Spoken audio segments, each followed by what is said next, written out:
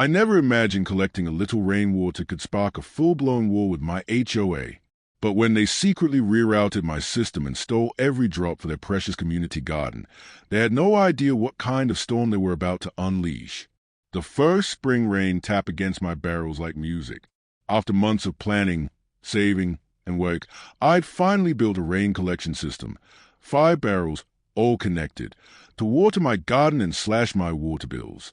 It was simple, legal, mine, or so I thought.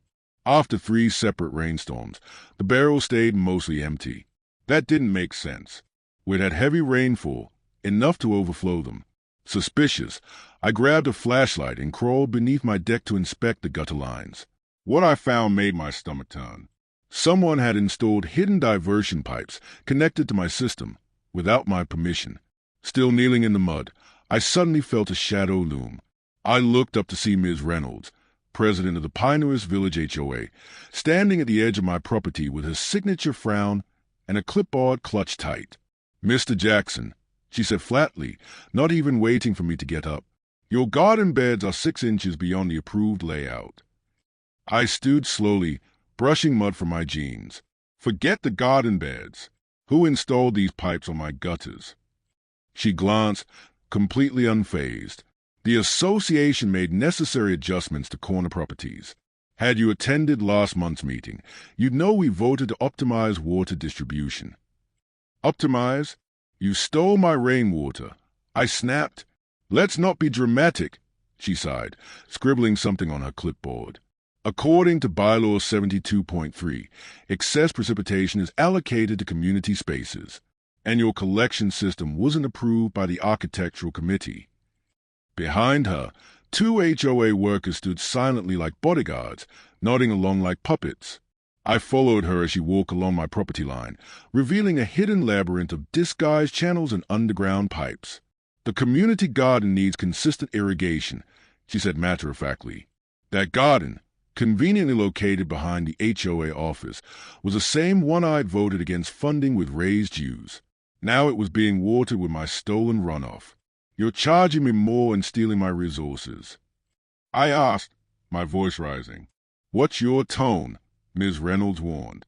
"You're already collecting violations this quarter." Back inside, I called the city water department. The rep explained that rainwater rights were often governed by HOA contracts. I'd need to check mine. Great. While digging through documents, a knock hit my door. I opened it to find a bright yellow violation notice, this time with a $300 fine for unauthorized landscaping and confrontational behavior. I hadn't even yelled. That night, I couldn't sleep. From my window, I watched the sprinklers erupt in the community garden, drenching everything, even though it had rained all day. My water. Wasted. Then my phone buzzed. Text from Marcus, my neighbor. "Saw Reynolds at your place. You okay?" I typed back. "They are stealing my rainwater for their garden." His reply was instant. "Not just yours. Come over tomorrow. Bring your HOA contract." The next day, Marcus' dining table turned into an investigation headquarters, piled with documents, bylaws, maps, and drainage plans. He'd fought the HOA over solar panel installations last year, and won. He pointed at Section 72.3. This clause was added without proper notice. It's not even legally binding. "Can we fight this alone?" I asked. "Hard. But we're not alone," he said. He introduced me to Eleanor, a retired hydraulic engineer who had lived here for decades and had receipts. In her kitchen-turned-war room, she laid out diagrams of an illegal underground system stretching through 6 properties, all funneling runoff to HOA board member yards and their ornamental pond. "They've been doing this for years," she said, "always under the banner of community interest. But it's the same 5 houses that always win." Then I got another email from the HOA. Dues were increasing again, for irrigation improvements. I showed Eleanor. She gave a sly smile. "Funny thing about water, without those diversions, it always flows downhill." She pointed to the map. The HOA office sat at the lowest elevation in the entire neighborhood. If the system were to fail, Marcus added, the next storm would dump all that water right into their office. Eleanor handed me detailed blueprints. We're not doing anything. But if nature takes its course, no one can stop her. Right then, my phone buzzed again. The weather app, severe storm warning. Biggest rainfall in 5 years. This weekend. Coincidentally, the HOA's beloved garden showcase was scheduled for Sunday. I looked at Marcus. At Eleanor, a plan began to form. What kind of modifications are we talking? I asked. Eleanor smiled and began sketching with calm precision. That night, another violation notice arrived. This time, my rain barrels violated neighborhood aesthetic standards. The fine had doubled. I filed it away carefully. Let them keep sending notices. They were about to get a message of their own. Because storm clouds were forming, and this time nature would fight back. They took my water. So I gave it back, all of it, straight into their own office. But they never saw it coming, even as a flood rose at their doorstep. The calm before the storm. She's been driving by more often, I told Marcus, watching Ms. Reynolds' SUV crawl past again. She suspects something, he said. Of course she does, Eleanor added as she stepped through the door, clutching freshly laminated diagrams, protected from the incoming downpour. That's why we're initiating Phase 2. The backup plan. Phase 2 wasn't about water.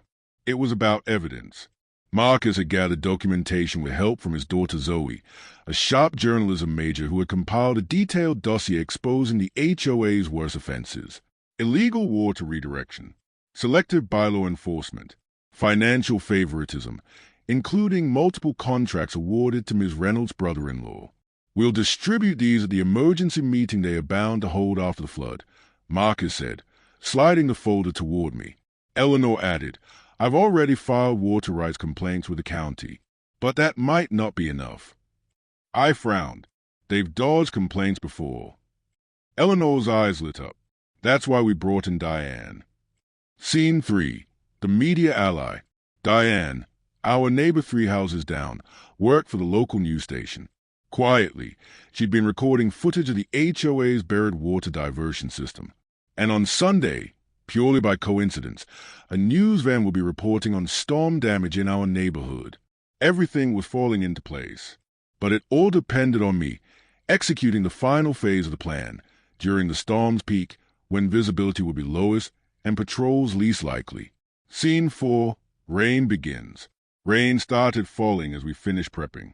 The weather alert now warned of over 4 inches, enough to overwhelm normal storm drains.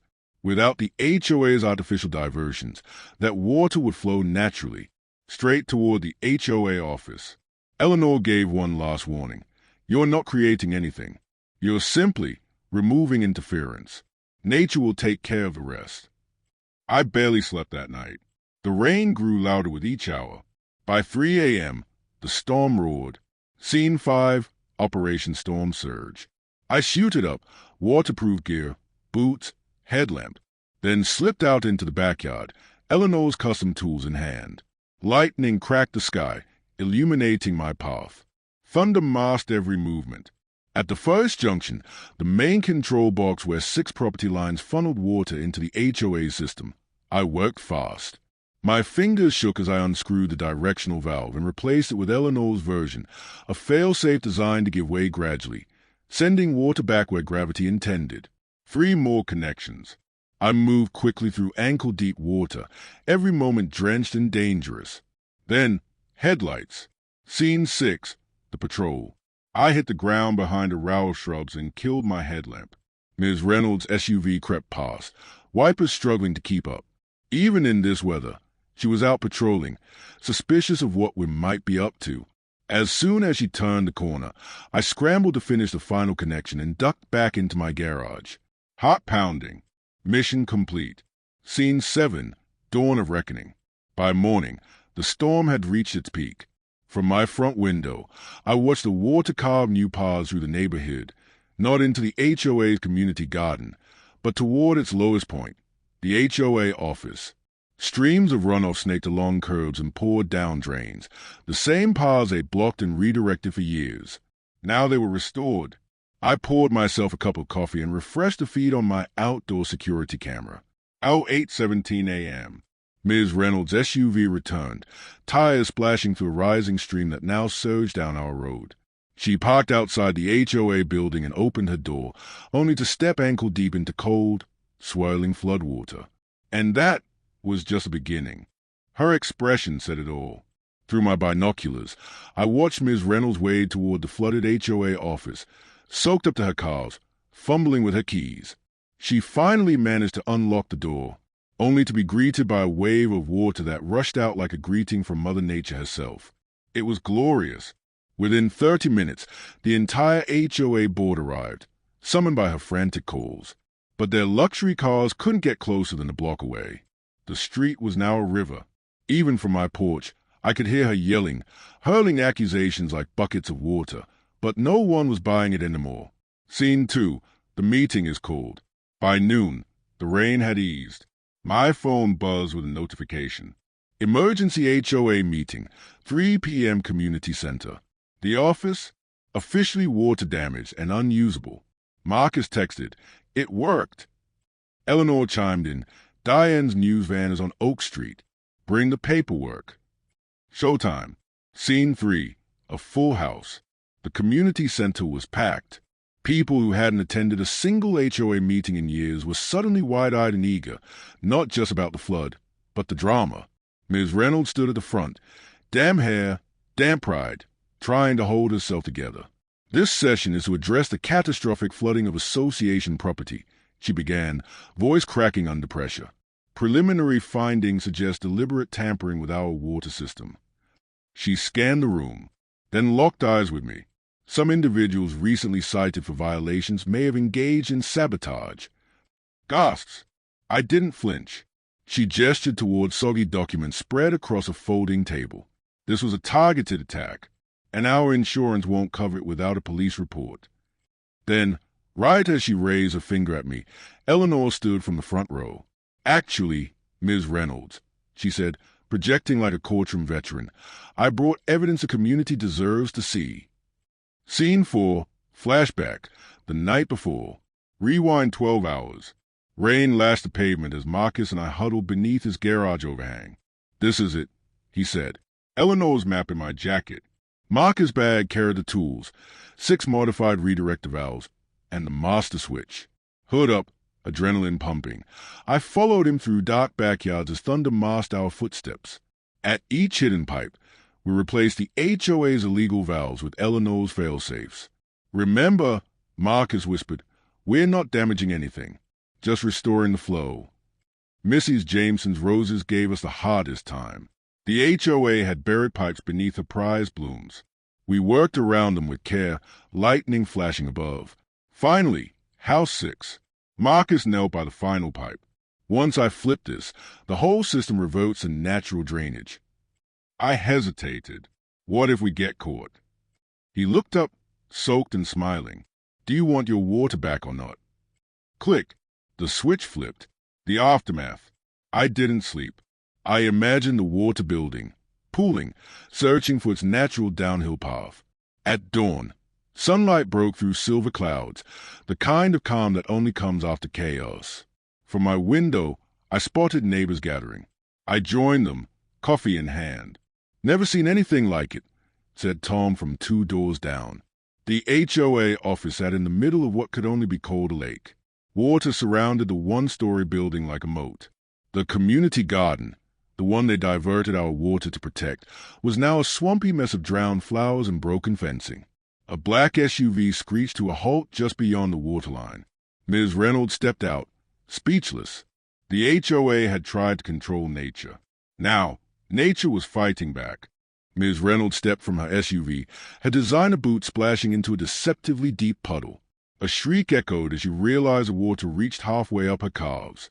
"Call emergency services," she snapped, turning to the crowd forming around her. "This is vandalism. Property destruction." I sipped my coffee, watching calmly.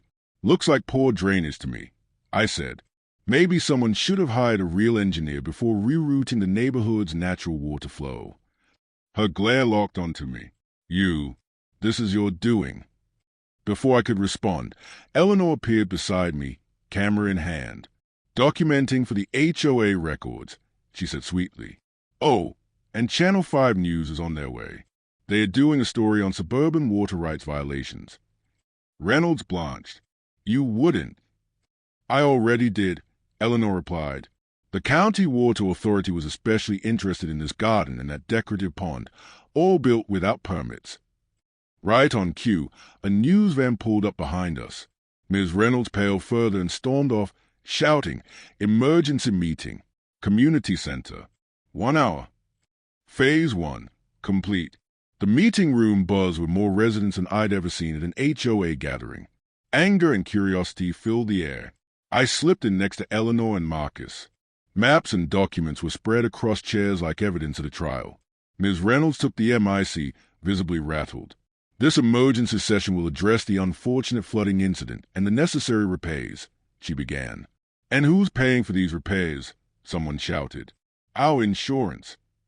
Why was our office in a flood zone to begin with? Another voice interrupted. Reynolds adjusted her pose, struggling for control. "Natural drainage patterns." "Which you altered," Eleanor said firmly, standing and unrolling property maps.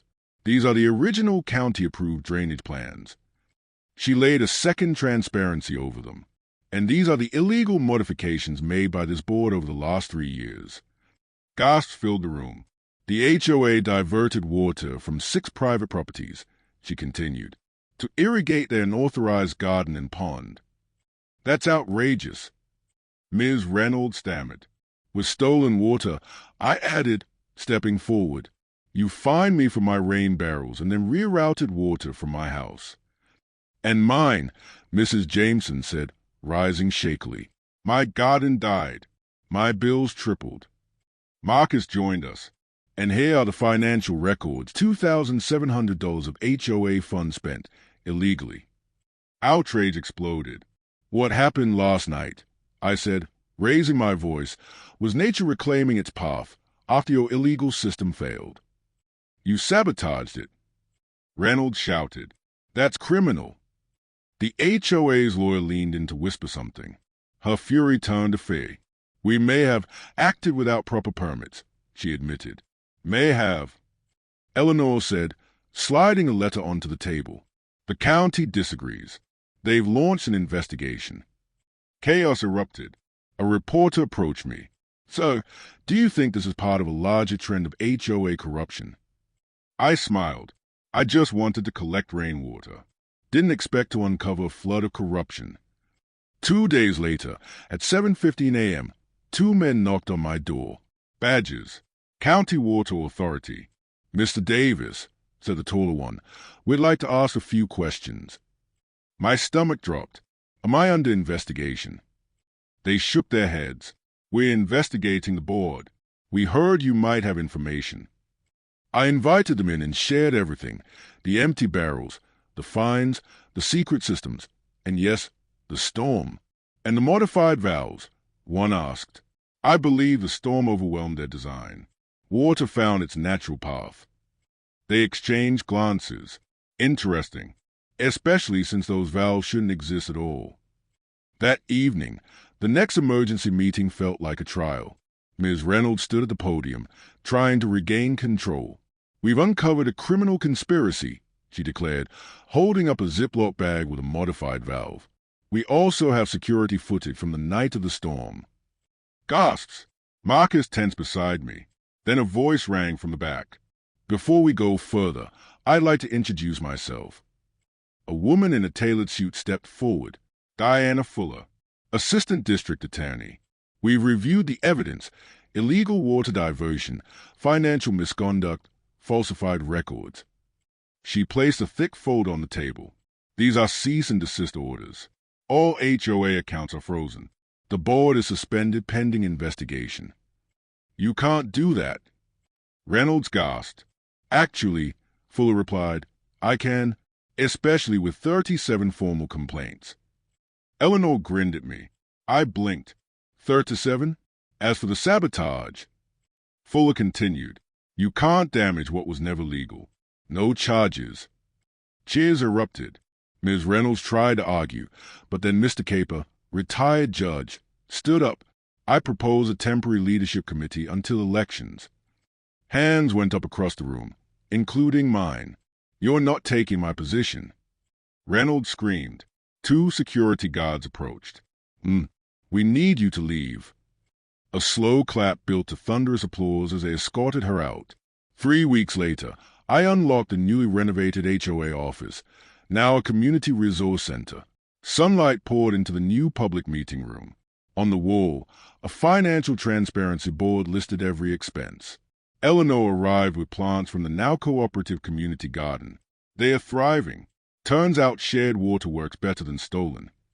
Marcus came next. "We're using 30% less water across the neighborhood." Residents began to arrive. We were about to vote on new bylaws, sustainability, transparency, fairness. Then a familiar black SUV pulled up.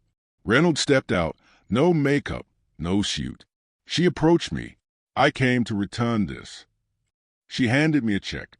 "Your refunded fines, with interest." I took it, waiting.